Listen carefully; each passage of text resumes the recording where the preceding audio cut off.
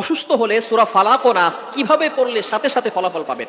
Most important subject, খুবই গুরুত্বপূর্ণ বিষয়। যখনই আমরা অসুস্থ হয়ে যাব তখনই আমরা সূরাতুল ফালাক এবং সূরা নাস এটা যদি আমরা যেভাবে আল্লাহ রাসূল সাল্লাল্লাহু আলাইহি সাল্লাম করেছেন সেভাবে যদি পড়তে পারি, আল্লাহ তাআলা আমাদেরকে সুস্থতার নিয়ামত দান করবেন। আপনি আমল করেই বুঝতে পারবেন এবং ফলাফল আপনি নিজ চোখে দেখতে পারবেন। আবু দাউদ শরীফের 3902 নম্বর হাদিস, আল্লাহ রাসূল সাল্লাল্লাহু আলাইহি ওয়াসাল্লাম আমাদেরকে জানিয়ে দিয়েছেন। মনে রাখবেন, কোরআনের পাওয়ার হচ্ছে সবচেয়ে বেশি।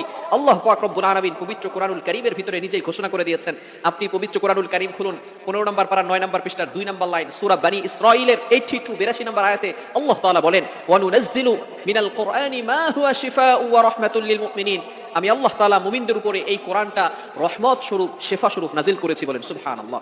আপনি অসুস্থ হয়েছেন, আপনি কোরআনের উপরে বিশ্বাস রাখেন এবং কোরআনের সূরাতুল ফালাক এবং সূরাতুন নাস কিভাবে পড়বেন? আবু দাউদ শরীফের 3902 নম্বর হাদিসের ভিতরে আম্মা জান আয়েশা রাদিয়াল্লাহু তাআলা আনহা বলেন, আল্লাহ রাসূল